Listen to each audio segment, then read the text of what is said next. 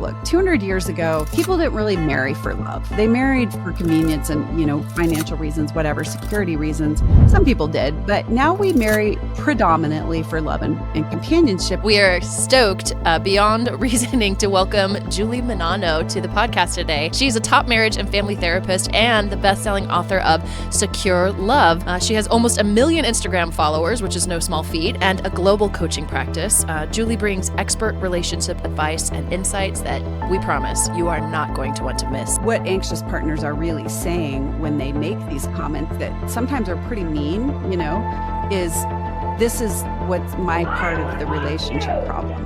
That's what they're saying. Our bodies are designed to create fear, to help us stay safe from bad things happening. Protection. Right? If you don't see the connection between that type of communication and your relationship problems, you're completely blind. What I think is the absolute best information out there is... Julie, welcome to the Invigor Medical Podcast. Thank you for having me. It's great. Thanks for that beautiful introduction. Oh, you're welcome. I practiced it. Yeah. I can tell. We've both, Derek read the whole book. I almost got through the book. And we also have the books in office we have here or in the studio, The Secure Love, which Julie is the author of. It's so good. If you have any kind of understanding of what attachment styles are or whether or not you don't, it's so comprehensive and really just I think one of the reasons I hadn't finished it yet is because I kept kind of rewinding and thinking, and that's kind of how I read and process. It often takes me a lot longer on one book because it's so thought-provoking. And then I didn't even know about this one until Derek brought it in this morning, but this cute little, it's like a handbook with illustrations, and it's so easily digestible. I love the illustrations. It's almost like a teeny tiny coffee table book, that you could kind of just look to and have these reminders of how to be in secure attachment. So let's just start. I just want to start with something very basic for those of our listeners who are tuning in and are not familiar with attachment theory, because I think it would be important to have a really basic understanding. I mean, we have a lot of directions we want to go here, and so I don't want this whole thing to be all about what is attachment theory. But I think it's going to be important for our listeners to get a basic understanding if they don't have one. So could we maybe start there just really briefly? Can you explain to our listeners what is attachment theory and how it plays a role in your practice and the books that you've written?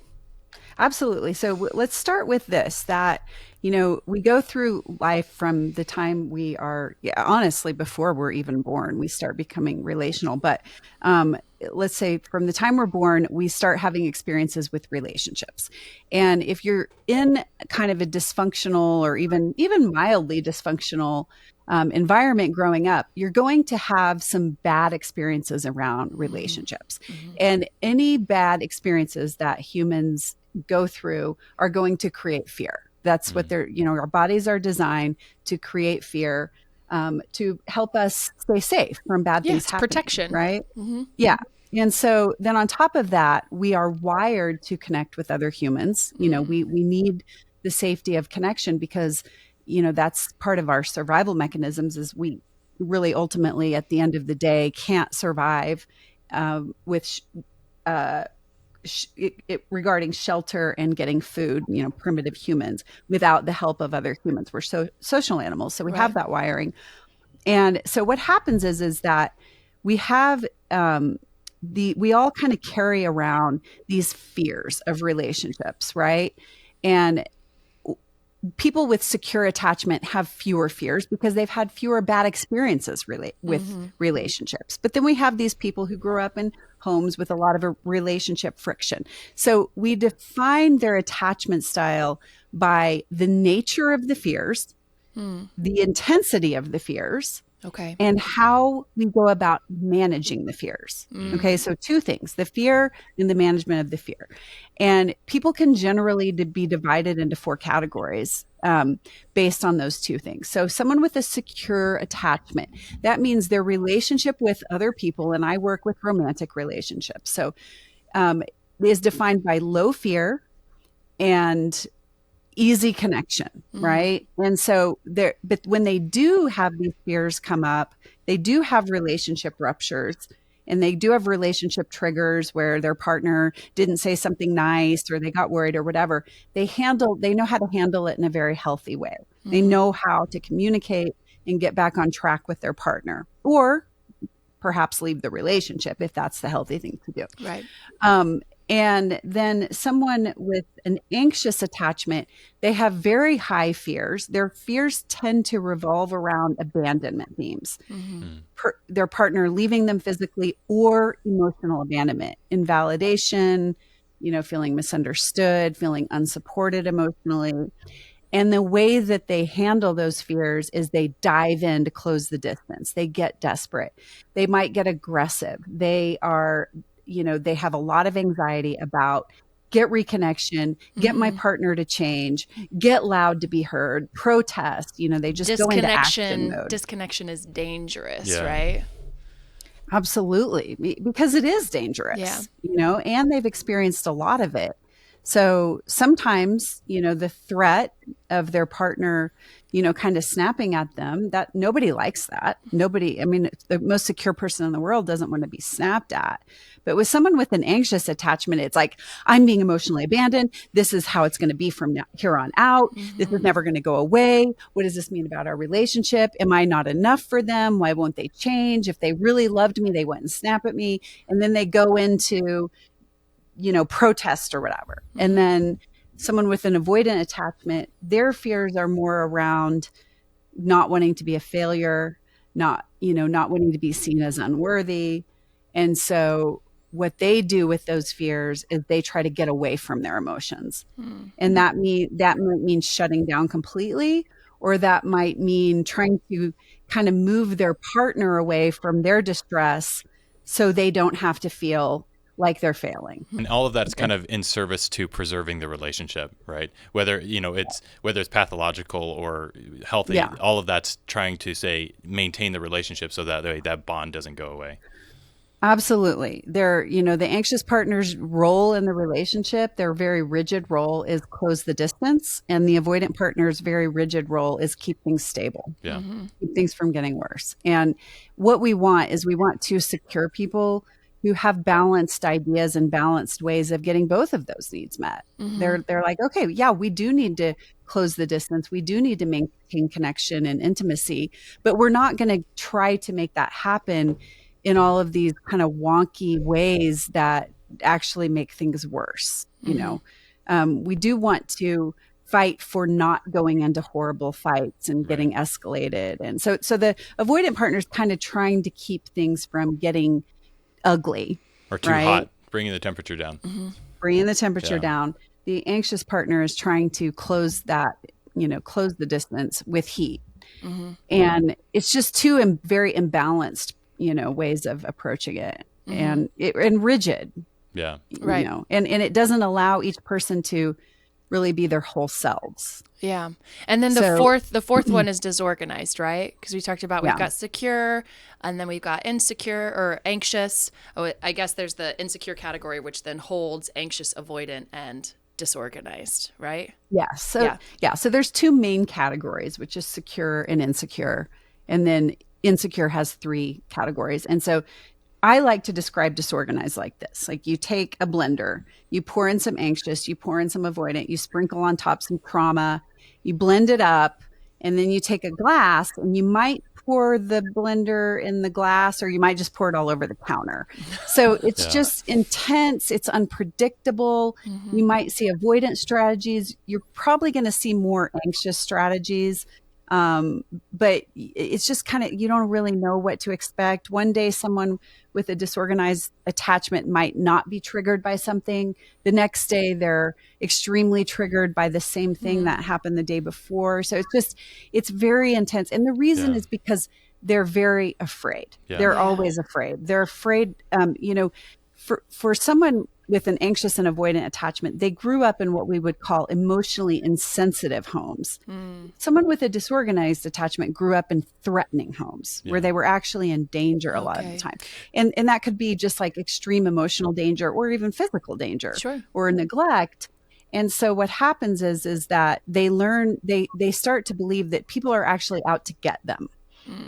And so it's so easy for their brains to go to that place. And like, if you really believe in an interaction that someone wants to harm you, it's appropriate to respond in an extreme way. It's just the problem is a lot of times that's not really what's happening. That's just their brain has been wired around stay safe. Yeah. So, this is something that my wife and I are actually currently having to deal with on kind of like on a regular basis. I don't know how much I want to share of this personally because I don't want to let out too many details, but we're currently taking care of a child that was abused very, very early on in his life. While I was reading your book, you mentioned something that was such a boon to me just because of the amount of understanding it could give me. You talked about approach fear response, or where they will approach, but then they'll like draw back immediately or do these various things. And as soon as you said that, I was able to identify as like, oh my gosh, this is what's happening. Because before it's just like, it's just so dysregulated. It's like one day he could be fine, the next day he's all over the place, and it's very difficult and emotionally taxing, especially with a child that's nonverbal and is unable to really express their needs. So I don't know, can you talk a little bit more about approach fear response? Yeah, I mean, it's just a conflict between the drive to connect and the fear of people, the fear of the persons, especially the person who's in kind of like a caretaking role. Because what happens is when you're caretaker, we're wired, children especially are wired to see their caretaker as safe and love their caretaker and need, emotional care from their caretaker. But then when that caretaker becomes the abuser, now the caretaker isn't safe. So it's just this enormous constant conflict inside of their body of, I need connection, but so that connection is going to motivate me to reach. But then when I reach, the fear part of me clicks in and I'm now afraid of this person. And so people, children in these studies, they reacted to that in lots of different ways. Some of them just would freeze up. Some of them would fall to the ground and just kind of start having a fit. Some would go hide, some would just cling. They would, but either way, it's just this really, really terrible, terrible inner experience that they just don't emotionally know how to deal with. So would you say that most disorganized attachment styles are, you said they're kind of from these experiences where it's like the fear and the desire for attachments basically clash with each other to create these cross currents of like, they don't know which way they need to go. They just know that they don't feel safe and they need to feel safe, and it manifests in whatever possible way they can get that sense of safety. Yes. I mean, imagine like you're starving to death, right? Yeah. And you're sitting in a room with a giant ice cream sundae and you're starving, or a giant steak dinner or whatever. Yeah. And you know that it's poison, and you know that you're going to, die or get really ill if you eat it. Like, how bad would that be terrible. Yeah. To be in that situation? Breaks my heart. Yeah. Yeah. I think, kind of a point that I want to make as we're diving into this more, for people listening is, I feel like anytime there's something like this that's meant to kind of help identify, and it could even just be like a personality profiling system. I think a lot of people are resistant to them at first because it feels like being put in a box and being defined by something. And so I really like to set the stage as like, this is actually often ways to get out of the box in the places that you're trapped and help you have freedom within your relationships and to experience love and connection. And, to say that if you, digging into this and it's like, oh, well, I'm an avoidant, or my, my partner's an avoidant. Well, that's not just like, okay, now we identified and that's it. And you are what you are, right? Because even in my experience in my own life, having recognized a very anxious attachment style, and over the years working on it, it's been incredible to see and feel that shift into more security, and I'm in a relationship now, a new one, albeit, but it's absolutely the most security I've ever felt in any kind of relationship. And I know that's in part because of the work that I've done, but it's also in part because of how he shows up, because he's also done work, right? And so it's really, a co-laboring. And I think the other thing that I kind of wanted to bring up is, I think that it's, especially if you've been in a long-term relationship and you're experiencing kind of the same issues over and over again. I know what I did when I was married previously. I'll never forget the first Brene Brown book I got that I listened to that I had to then reread a few years later once I'd done some more work, because the first time I'm like, oh, he's this and he's that and he really needs to hear this. And you know what I mean? And you kind of get on that track of like, oh, they need to hear this, right? And so really viewing this topic and the time with you in this conversation as an invitation to look inward. Yeah. And to be called up, right? It's not being called out, it's being called up, and an opportunity like to live in more connection and more safety and love, which, like, who doesn't want that? Who doesn't want that? Right. Who doesn't want that? Yeah. Yeah. And yeah, I guess that's really kind of all I wanted to say about that, because I just like, I think there's just so much good stuff here to go over with you. I do have one big question right off the bat. Yeah. Now that we've covered all of the attachment styles, we have secure, anxious, avoidant, and disorganized. One big question that I have, and I think you talk about this in the book, of like, obviously everyone's trying to aim for a secure attachment, but like in my mind, it's like, is there anyone that's actually 100% secure in their relationship? I mean, it's like reality is very much just like bad situations are going to come up, and at some point, like, I don't know. You're the one that has the clinical experience with this, and so like if there are people that are like this, that's incredible. But like when push comes to shove, and you're put into an ugly situation, like, and the ugly part of you comes out, I would imagine that ugly part of people probably exists across the span, and so really would it be like everyone kind of falls into anxious or avoidant or disorganized, and you're aiming towards more of a secure attachment, or is there people that are legitimately, like, even in ugly situations, 100% of the time they show up in a secure way? Or maybe I'm thinking about the situation in the wrong way. Yeah, secure isn't perfect, right? Secure assumes that we have ruptures. Yeah. Secure assumes that we show up in a yucky way sometimes, because all of us will. Yeah. Like the most secure person in the world has their blind spots and is going to be tired or hungry, or, you know, whatever the trigger is, or whatever the topic is will kind of overwhelm their capacity. But it's about the repair. People who are secure are able to repair that and get back to their kind of baseline healthy way of being. And people who aren't secure, really the probably what the defining factor would be the fact that they just don't know how to repair and get back. Gotcha. And so then the relationship sort of starts to erode. So, I mean, I do absolutely believe that secure attachment exists. But again, secure isn't perfect and flawless. It's just being able to get back on track. So to follow up with a question on that, I was just preparing for this, because this is the thing that I've been excited for the last month to have this conversation with you. Is I was thinking about how secure attachments, there's just like how you're saying it's not perfect, and like when people show up, I was just thinking if someone that was previously anxious shows up and has a more secure attachment, that they bring a strength with them from that kind of anxious. I don't know how to frame this correctly, but they bring like the capacity for closeness and to pursue. But when they do it in a secure way, it comes off as very caring, right? That they're like, I really care about you, and they come after you, but they're not doing it in a pathological way. Versus then you have someone that's more avoidant, right? And instead of doing it in an avoidant way, they're able to cool down and calm the situation in a more secure way. And so you have these kind of archetypes that then boil down into like I don't know, the way that I'm framing this in my mind is like you have avoidant, but then you have avoidant toxic, and then you have avoidant secure, right? Or something along those lines. I don't know if that's the correct way to frame that. I think this answer might help you. So the second stage of the therapy that I do, which is called emotionally focused therapy for couples. The first stage is just helping couples stabilize these communication patterns, right?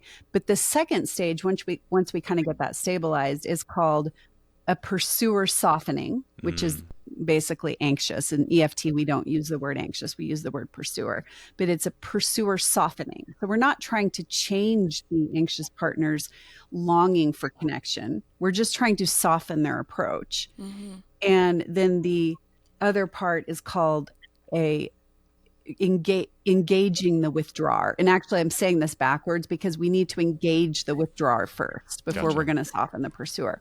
And so we're basically not trying to, change the avoidance, need to not get escalated, or, some avoidance to get escalated, but we're just trying to re-emotionally engage them into the relationship. So we're helping them move toward connection, and we're helping the anxious partner move away from that kind of heated, hard, sometimes aggressive place that they go to. Yeah. Yeah.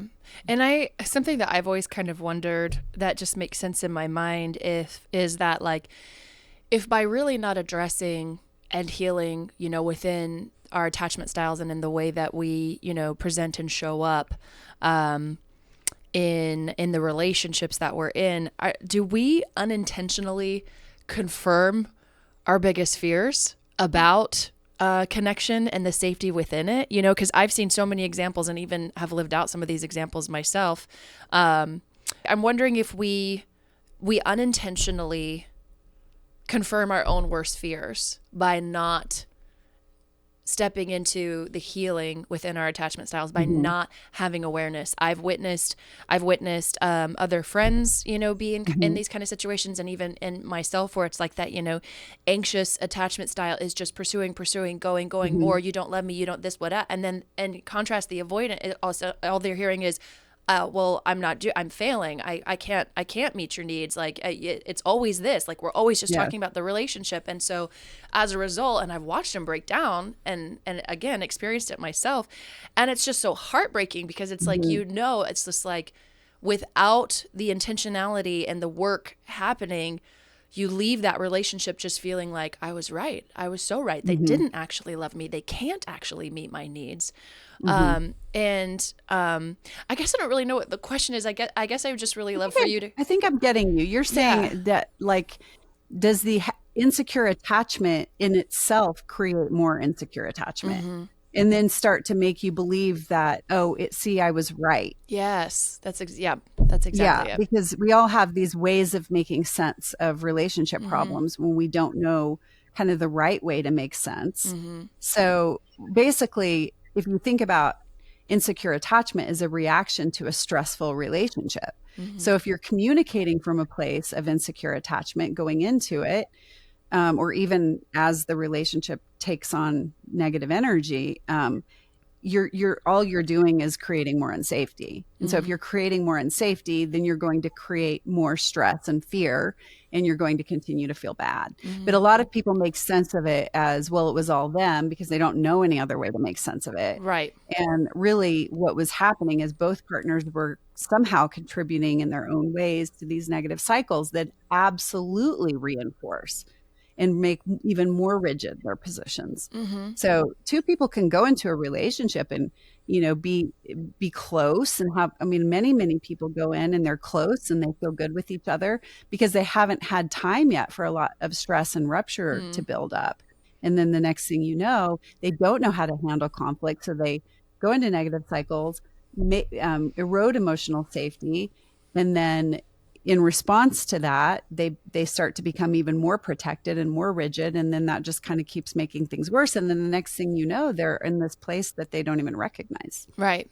And it kind of plays into another thought I had. A lot of times I think, we're talking about how attachment style really begins in childhood, right? Yeah. And then the idea of, we kind of repeat what's familiar and comfortable, right? So you might naturally be more attracted to someone who repeats the patterns of how you experienced attachment, love, and connection in your childhood, right? Which is just more confirmation of like, something's wrong with me, or I just can't get what I need or want.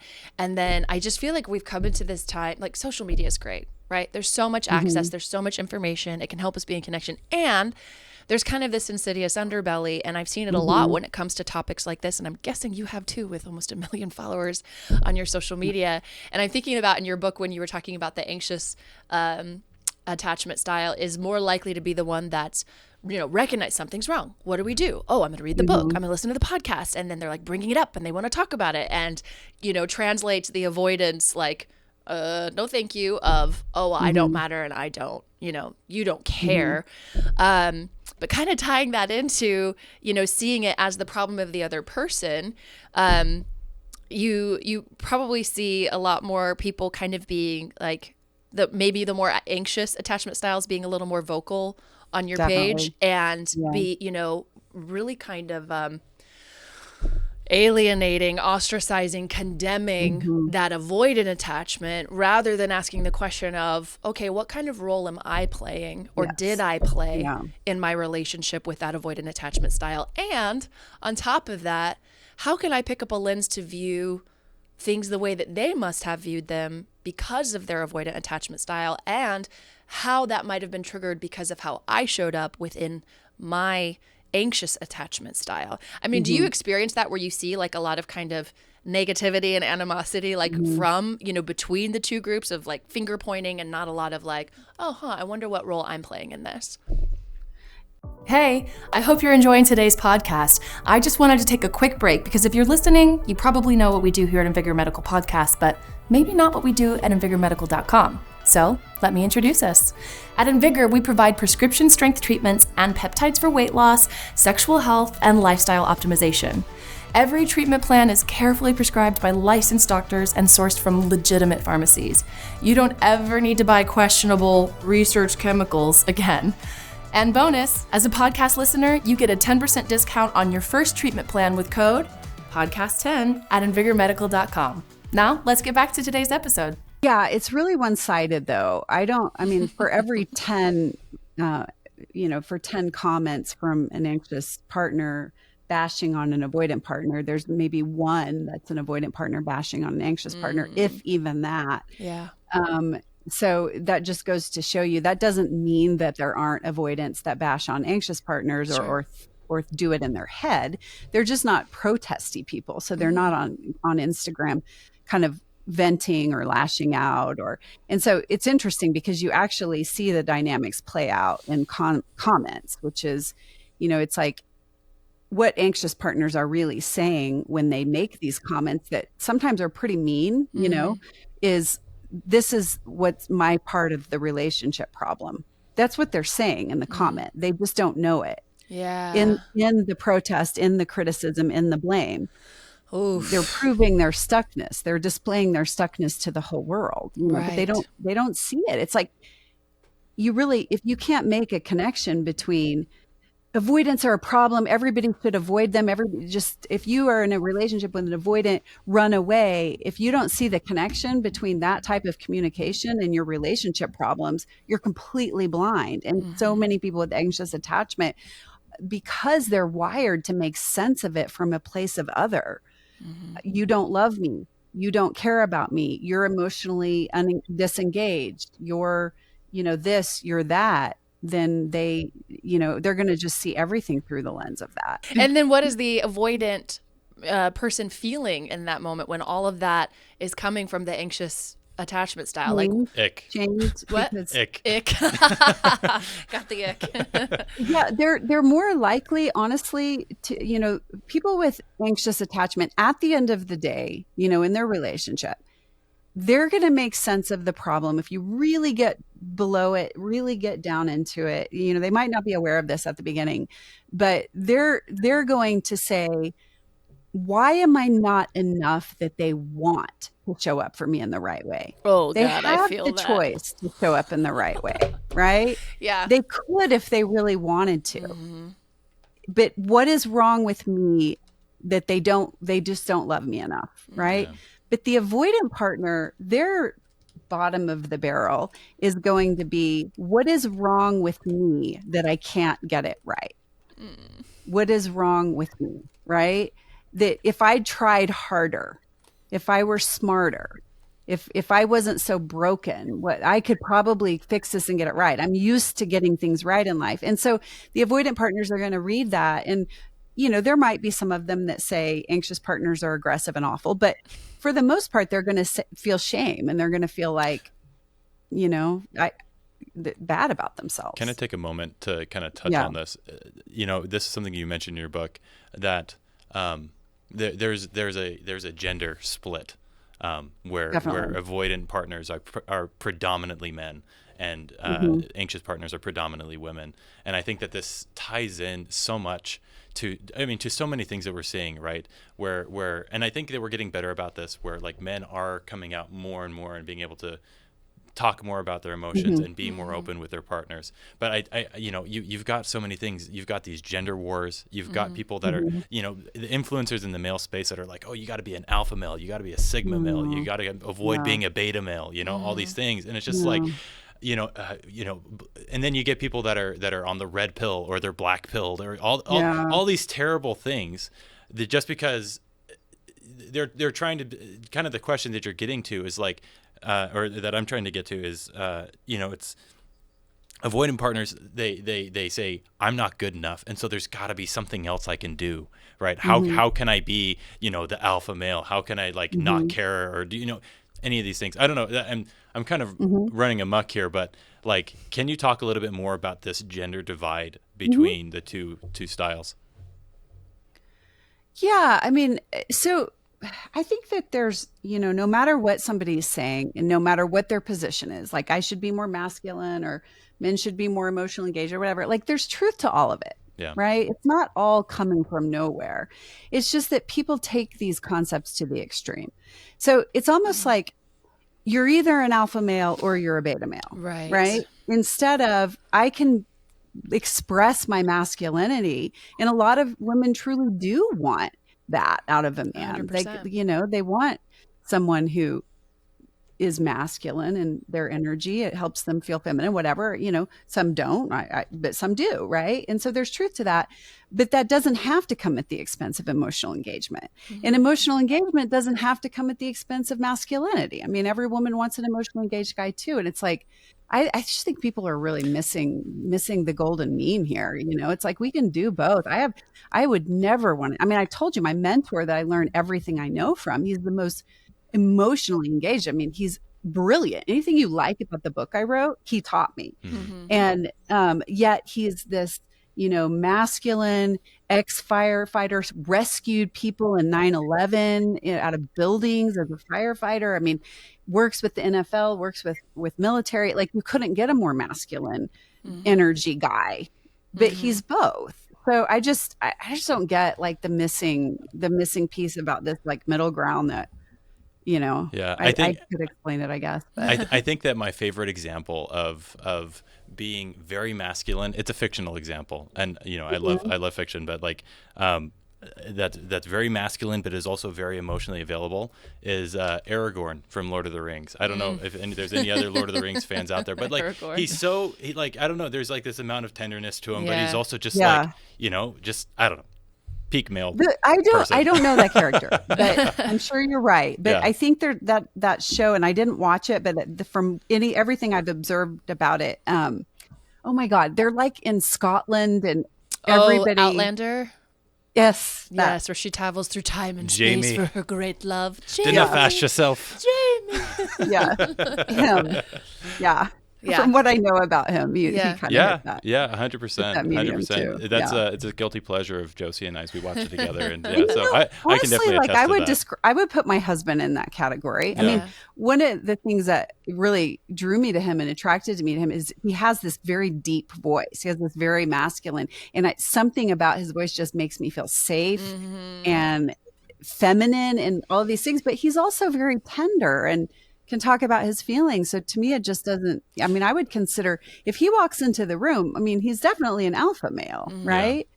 But he also need to present that way. It's not like it's not the false ego, right? There's a difference between, I've always said one of the things I'm most attracted to in a man is quiet confidence and soft strength. It doesn't need to be exhibited. It doesn't need to be on display on a billboard. When they're in the room and you're having a conversation with them, you just feel it. You just know that they know it and they're at peace and they don't need to prove anything to you. Exactly. Right. And it is. And I think that, for men to, this alpha male thing versus beta or whatever, it's really a paradox that we're embracing.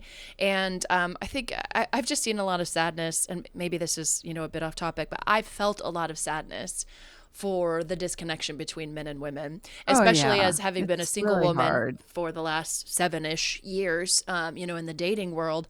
And I just see so much content, and there's just so much that's just like so negative toward men. And I mean, that's, the content I'm getting as a woman, right? And then I can kind of see it on the reverse with men, though maybe I don't see it as much. And it's really just heartbreaking It really to is. me. I just don't understand why anybody thinks it's okay to bash on 50% or maybe 49% of the population. I don't get that at all. And I mean, I understand like there's problems that we need to look at, but shame is never going to fix anything. And Right. also we have sons. I mean, what are we teaching our sons by saying you're just your gender is just fundamentally bad? And I don't like it either. It makes me sad too. Well, and I think if I were to imagine if I were a man and I'm receiving this message of you being a man is wrong. Like everything that you've known about being a man and what you've witnessed is wrong, which I'm not saying that's 100% of the message, but I'm saying that message is out there to a degree, right? And I'm asked to step into this other thing, but at the same time, I don't feel any safety to actually become soft, right? Because I feel defensive and I feel like I need to protect because this isn't safe. Yeah. And you don't even know where to go from there. You know, I think one of my favorite quotes, and I don't even know who said it, but it's something along the lines of it doesn't take any being cruel doesn't show strength. Like showing kindness, that's what requires true strength. And like Absolutely. I think that really what it boils down to is like in order to actually manifest in your most masculine way, you have to be able to have that emotional side of you regulated. Otherwise, when you lash out, because I mean, this is another thing from your book is that in general, I think that the masculine ideal, and I think that this is why most men are kind of slotted into this category, is because that expectation of performance is so heavily put onto our backs, right? It's like you have to perform, Definitely. you have to provide for the family, you have to Yeah. make sure that other people are following you, right? And you know, at the end of the day, like there comes a breaking point, and whether that's between you and your partner, where the pursuer backs you into the corner and then you snap, right? If you are emotionally regulated, it can prevent that snapping from happening and lashing out from happening. And you know, like I think that personally, as I read your book and I heard the avoidant kind of archetype kind of like expounded on, I'm just like I resonated with it on so many levels, just because it's like, yeah, this is what's going on. And yeah, I've been through some pretty hard things very recently with a lot of the relationships I've been in. And at one point I did get backed into a corner and I did lash out, and I'm just like, man, I really wish I didn't do that. And so like, I again, like I'm going to say this again and again, but I'm so grateful for the work that you've done and for the ability, like, and so maybe this would be a good segue to talk about like some of the actual tools that both anxious partners and avoidant partners can use to like really bring the temperature down in the situation. And actually, I want to bring up another concept of like how you talked about when there's an issue, it's not necessarily a problem, because it's kind of like the difference between weather and climate. So I don't know if you can kind of segue from that to the skill sets that we need to use. Yeah. Okay. So yeah, that actually works well together. So you asked me earlier what, about secure attachment does it really exist? And it is a climate. It's not, defined by the weather, which can go up and down. I mean, let's look at the climate of San Diego, which arguably is one of the greatest climates, in the world. It's temperate, there's not a lot of extremes, and it's comfortable for most people. But you're going to get days where there's just crazy rain and chaos and, wind. And the difference between San Diego and, another, I don't know, I'm trying to, Bozeman, Montana, where I live, is that it's going to get back to that climate. You are safe. If you live in San Diego, beyond a reason, beyond a doubt that you're going to get back to your safe climate. It's the good weather is going to come back, and that's going to define the weather of San Diego. Nobody sits there and goes, "Oh my God, San Diego is the rainiest city I've ever lived in." Right? Seattle, on the other hand, yes, I was going to say Seattle, but then I didn't want to dog on Seattle. Yeah, that's fine.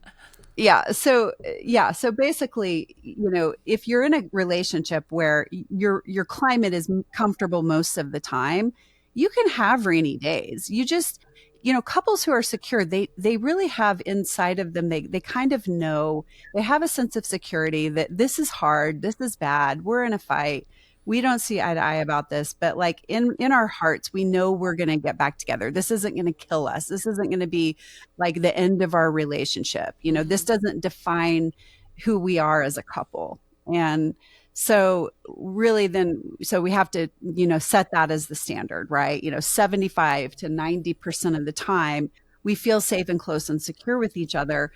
That other 10 to 25%, some couples are still kind of working. We are maybe in a rupture, but we know we can get back. We're either in a rupture or we're in a state of repair, but we're going to get back to that good stuff that kind of defines the relationship. And then, so now we have to say, well, okay, what are the skills? What are the skills to prevent those ruptures to begin with? Because we need to do that, but that's not always going to work.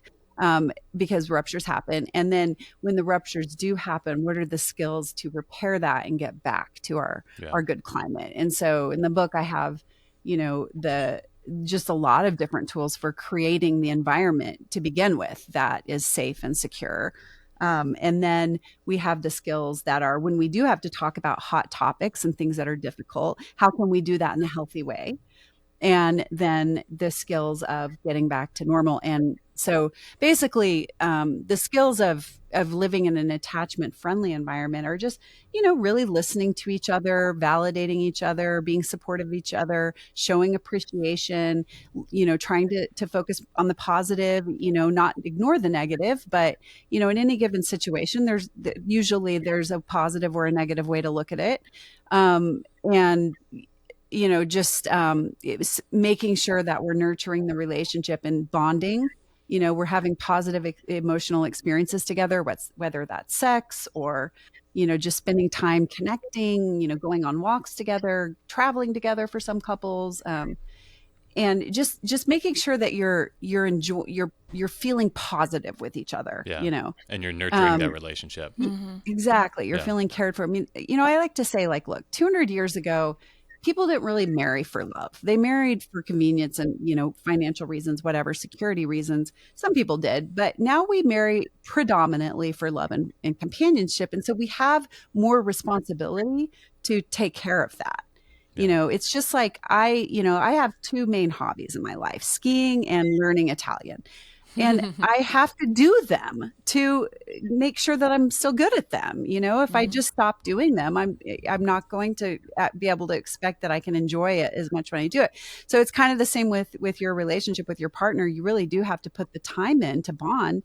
And that bonding creates resiliency. And then the skills for communicating outside of negative cycles are very specific. I mean, we want to not go into blame and protest. And that means speaking from a place of self, which is, hey, here's how I'm impacted when you're chronically late, right? I get impacted. I end up feeling kind of anxious all the time. And then when I don't know that you're caring and responding about that anxiety, then I feel kind of alone with it at the same time. And like, can we work on this? Can we help each other out with this?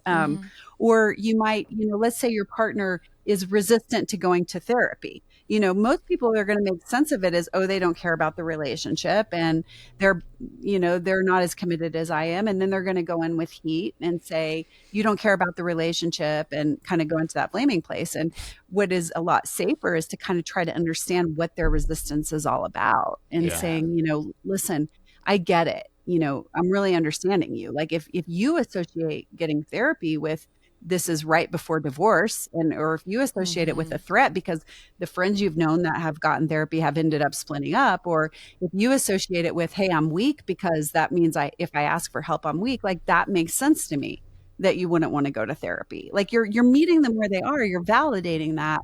But at the same time, you're holding on to your own need, which is, I get that. But at the same time, we're in this really bad place. We're not where I want to be.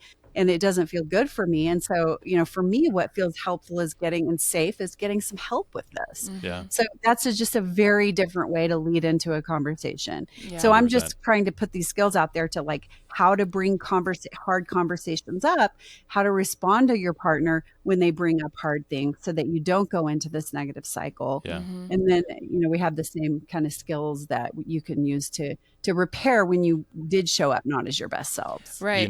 Real quick, I think that probably the biggest thing, one of the biggest phrases that I have a couple of very key takeaways that I'm probably going to remember for the rest of my life. Good. But one of them is the enemy. The cycle is the enemy. Yes. The other person that you're trying to connect with is not the enemy. It's the cycle. It's the negative cycle. And being able to kind of be meta about it and step out and being like, wait a second, what's going on here?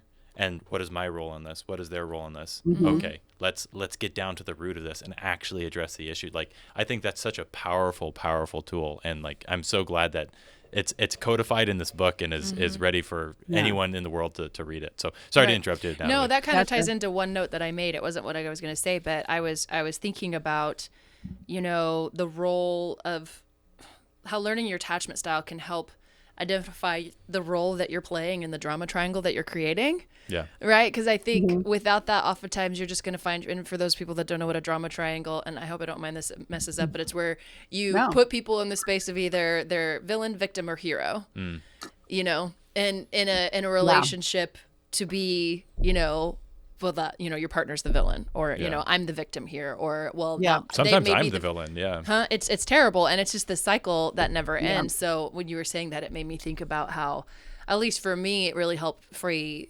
me from that drama triangle and, really identifying. And as you're talking about ways to kind of identify and work through, these things, I kept thinking about like body intelligence, like checking in with your body and how it feels, because I I'm just definitely not in tune with that at all for a very long time. I'm very much an overthinker primarily. Like, I'm going to think about how I feel, and then I'm going to feel it, and then I'm going to think about how I felt about it. But what's really interesting is I just recently had an experience with a friend where there was disconnection. Something had happened and they were upset with me, and I wasn't really sure why. I wasn't sure what had happened, and kind of what was communicated to me was very vague. And then it was like, we were disconnected, and I immediately felt in my body more strongly than I have in years, this sickness, this nausea. And it was so familiar to me. It was so familiar. And I was just like, oh,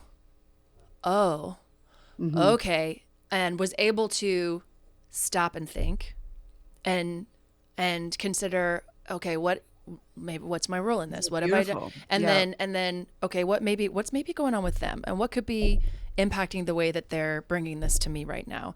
And what's my response? Because I don't ever want to feel again or be again this person that's constantly hustling to repair the connection and just I'll do whatever, I'll admit that I'm wrong, or I'll do this or whatever to just get back to connection. Right. And it was really incredible. And I think I remember you talking about this a bit on the podcast I listened to you as a guest, was about, checking in with your body and where do you feel it. And I have a couple of friends who kind of make fun of me a little bit for like, oh, where do you feel it in your body? And I don't know where I feel it. And I'm like, maybe it's not a thing for everyone. But for me, it's been... Oh, yeah. It is a thing for everyone, but yeah.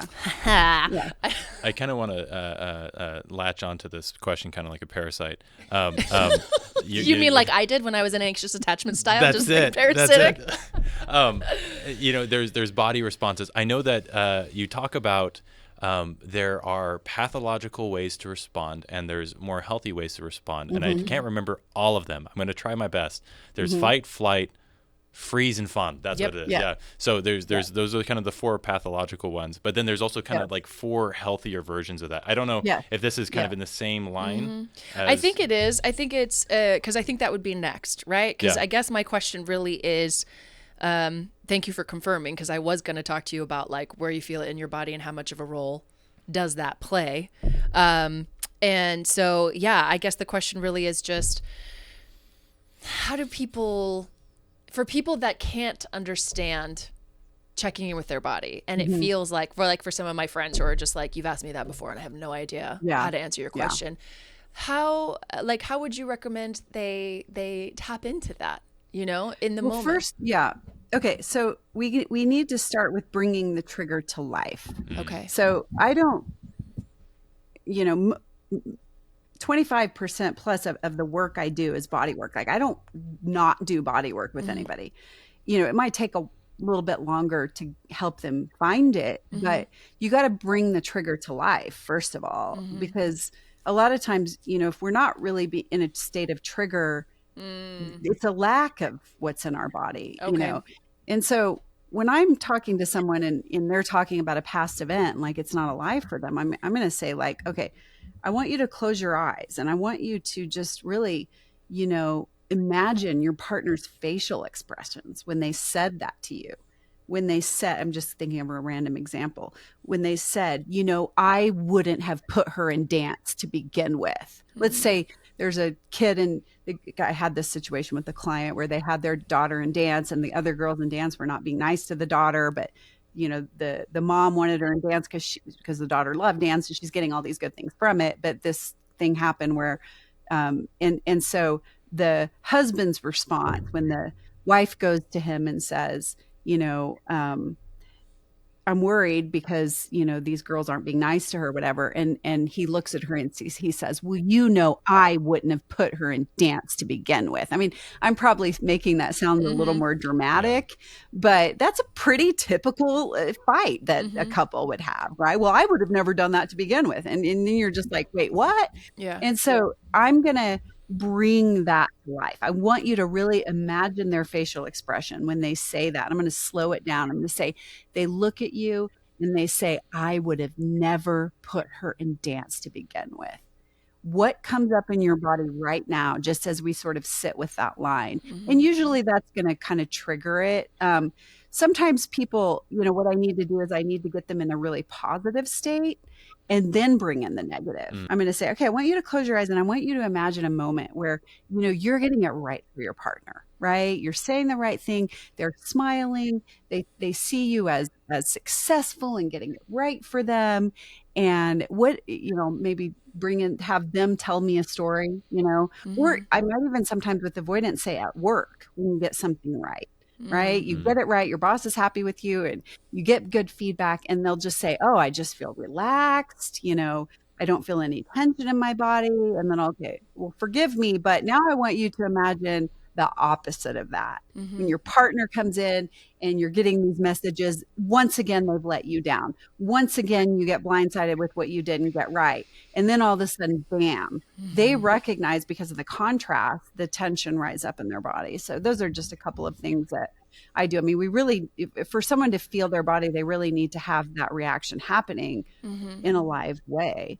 And then with other people, sometimes all you can do to start with is just give them the information, just the awareness that, yeah, this stuff really is happening in your body. Like nobody escapes that. You might be conscious of it or not conscious of it, but when they did the original studies that, labeled the attachment styles in the with children, it started out with children.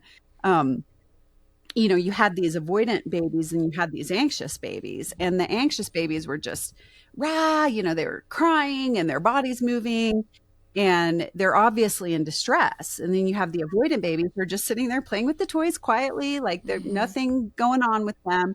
Guess who was more aroused internally? Guess who was actually more physically distressed? The avoidant babies. They had higher blood pressure. They had higher heart rate. Everything was, all their physical signs were higher because at least the anxious babies are expelling that energy. Exactly. Right. It makes me think of The Body Keeps the Score. Oh, yeah. Absolutely. That book is just, it's everything. Right. I think that we just kind of have such a disconnection from our bodies in general. We became a society that is so cerebral and it's so celebrated, all of our achievements and our research and our medical discoveries and all this stuff. And it's all great. But I feel, we've left behind this ancient intrinsic knowing of being in our bodies and trusting the gut, the second brain, and those feelings. So that makes so much sense to me. And then the shame too that people feel around their body. It's like you're saying your friends, like they don't like that. I mean, so many people react like that. They almost like get embarrassed. They don't want to talk about what's in their body. And I know, like, I do this with my kids, and I didn't do it forever because this is relatively new information that people are really starting to understand the somatic link. So when I first started doing it with my kids and husband, they were like, just very resistant to it. But now they're like, oh, my chest is tightening up. My head feels pressure. So it just, I mean, honestly, it just takes safety around that question and a lot of repeating it over and over again. Just, like anything else, it starts with awareness. Right. And and then you just start kind of paying attention a little bit, and then absolutely, if you stick with it, you get pretty good at it. I'm still developing it. It was such a foreign concept for me, but I think for me I feel a lot of freedom, because there's a lot of when your mind is racing, it can be exhausting, and it can also, and because you can just question that, and oh, maybe that's not right, and then it just never stops. Whereas there's something so solid about being in my body, matter of fact, and trusting an instinct. I remember once I was dating this guy, and everything on paper was great, and he was great to me, and he was, giving me the love languages in the way that I need them, and he was present, and we had great conversation and all this stuff, and I just wasn't clicking. It wasn't connecting. It wasn't clicking. It wasn't connecting. And that was about the time that I started learning about body intelligence, and I gave myself permission to be like, it's just not it for me. If it's not a whole body yes, then it's a no. Yeah. And your body was picking up some discrepancies, or maybe it was your stuff that your body was picking up. Well, once I got distance from it, something. Yeah. But once I got some space from it, then I had the space and the clarity that my mind was able to go, oh, this, okay, yeah. But I couldn't. Because you have to. Yeah, it's not just about feeling it, but it's also about listening to it. What is it trying to say? What is it afraid of? What is it trying to motivate? One of the biggest shifts for me in my own relationship was I was like getting all of this stuff intellectually. This was many years ago, but I wasn't able to regulate the feeling when I was really triggered. And usually it was like when I was mad, right? When my husband did or said something that didn't sit well, and I just couldn't figure out how to get my body into a calmer place before I started talking. And then through training of my own work and things like that, I finally figured it out, what worked for me, and him too. And it's when I feel it, it's going to him and saying, this is so funny, but this is what works for us. It's going to him and saying, my body has a lot of pressure and it needs to be understood right now. Like, that's it. That's it. It's not being reactive. Like, you're this, you're that. It's not, but it's also not trying to make the feeling go away or override the feeling. It's honoring it and just being a little more clear about what I'm needing, but I still get to have that, that energy there, but it's not, there's a different flavor to it. It's like, help me with my body. My body has this horrible, yucky pressure, and I really need to be understood. And, sometimes we have to work with the other partner to be able to respond to that in a healthy way. But it's so much easier to respond to that when someone's like, I'm on fire, please help me, than when you're just lashing out at them and kind of, And how much easier if you've done your own work, and so you have empathy and compassion because you know what that feels like for yourself. Exactly. So when your partner comes to you and says, I'm feeling this thing in my body, you're like, oh, I know what I need when I'm feeling something in my body. I need to be understood, and I need to be met where I'm at with compassion and grace and empathy. And it's just such a beautiful co-laboring when two people are doing that. And that is the right word. It's co-laboring, because both partners really need to be able to help each other. One in their delivery and one in their reception. Yeah. Yeah, I love it. That's beautiful. I like, we have so much we could talk about more, but I'm like looking at the clock, and I know we want to respect your schedule. Yeah.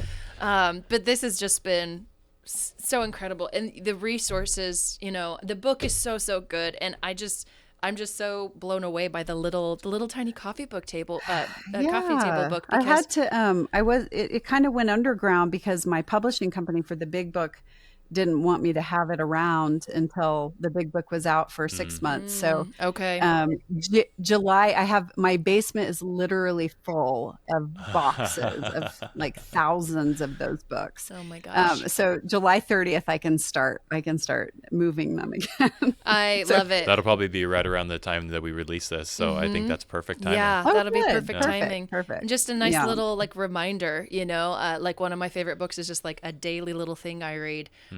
Called Pivot Year, and And it's just great to have just that little short digestible bite because, Totally. So busy, so crazy. So this, the book. People love that book too. I mean, just love it. I think it great might little even gift. like outsell the other book. Yeah. When all of a sudden what a great companion too, I know it is. It is. I didn't mean for it to happen like that, but it all, it works. So it works out really well. Yeah, it's worked out really well. So for those of you listening, Secure Love, Create a Relationship That Lasts a Lifetime by our lovely guest, Julie Menanno.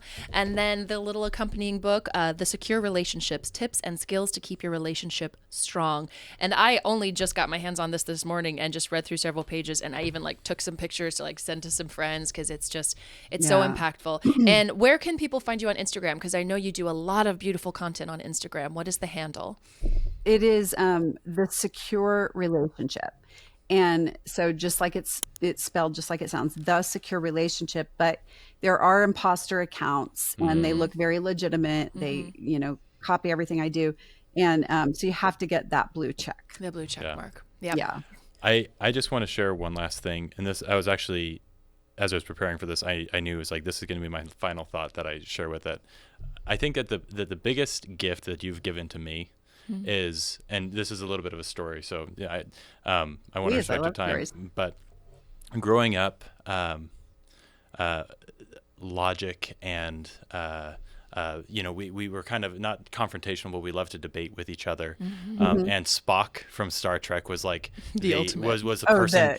It was a person thing to emulate. Yeah. And Vulcans, right? They always repress their feelings and they're very logical. And so, I think out of all my siblings, I was probably the most dysregulated. I was diagnosed with ADHD. I was hyper, bouncing off the walls. I was all over the place. And I think I got the message a lot of hey, you're too much.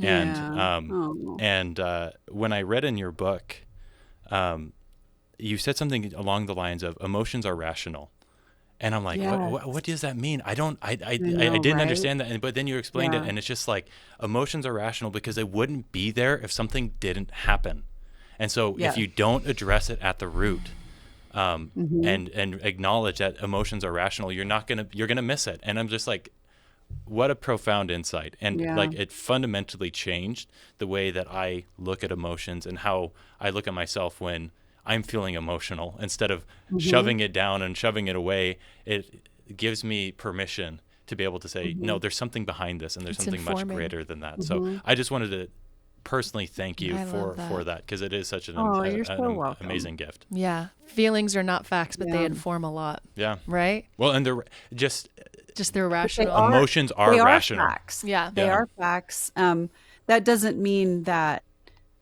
the meaning that we're making of them are facts, but the feeling in your body is an absolute fact. Yeah. So I think that's so cool. And I think we could have a whole nother conversation on attachment styles and parenting, because that was really getting me reading through it and thinking about my own kids and how I can support healthy attachment styles in them. And also looking and being like, oh my God, I'm messing this up. But there's so much to go over. And so, if you want a quick tip, what I think is the absolute best information out there is Gabor Mate's Part 6 of A Scattered Mind or Scattered Minds. I can't remember. It's actually an ADD book. Okay. But Part 6, it just hits it. I'm just like, this is it. Wow. I've never read it verbalized so well. Okay. Yeah. Amazing. Thank you. And that's how I parent my own children. And it is the difference between night and day. So that's incredible. I cannot And I have wait. 6 of them. So I have a lot of people to study. Julie, it's been an absolute honor having you on. Well, thank you. And we would absolutely love to have another interview with you again in the future. Thanks for tuning in to the Invigor Medical Podcast. If you enjoyed today's episode, you can support us by liking and subscribing. Your feedback matters, so feel free to share questions or future episode ideas in the comment section. For more information about our prescription strength treatments for weight loss, ED, and overall wellness, all from qualified doctors and reputable pharmacies, visit us at invigormedical.com. And don't forget to use code podcast10 for a 10% discount on your first treatment plan. Until next time, stay well.